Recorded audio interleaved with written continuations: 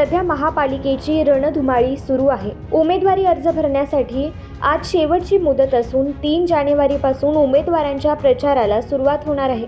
या पार्श्वभूमीवर सोलापूर शहर पोलिसांनी सायबर पोलिसांचे विशेष पथक नेमले आहे। उमेदवारांसह त्यांच्या कार्यकर्त्यांच्या सोशल मीडियावरील आक्षेपार्ह पोस्टरवर पथक लक्ष ठेवून आहे।